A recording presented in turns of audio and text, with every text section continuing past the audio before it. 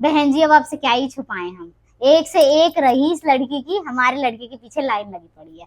हमने कहा राकेश भैया हमें तो ये लड़की पसंद है, हमने पहले ही कह दिया था कि हमें ये लड़की पसंद है, तो हम इसी लड़की से शादी कराएंगे अपनी लड़की की।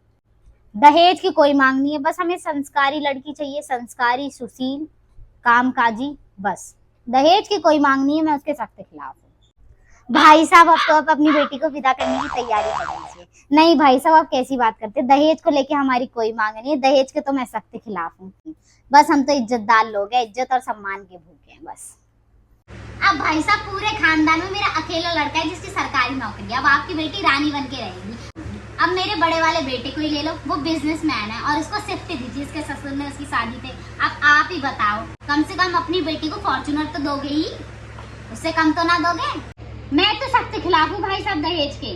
अब माँ बाप की खुश होती है कि अपनी बेटी को थोड़े कुछ गिफ्ट दें, अब लोगों ने उसको नाम दे दिया दहेज। बताओ, कूलर, पंखा, एसी, वॉशिंग मशीन, सोफा, अब ये तो माँ बाप के शौक होते हैं कि अपने बच्चे को थोड़े बहुत गिफ्ट दें, पर इसको दहेज नहीं कह सकते। वैसे मैं दहेज के सख्त खिलाफ हूँ।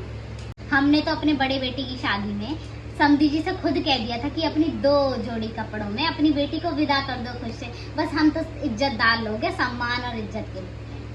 फिर भी इतना मना करने के बाद उन्होंने 10 लाख रुपए, एक मोटी चेन, 4-5 अंगूठी और पूरे घर के लिए कपड़े, बताओ इतना किया। खैर ये तो पुरानी बात है, चलो इसको छोड़ो। बस हम तो इज्जतदार लोग हैं, हम तो सम्मान के लिए।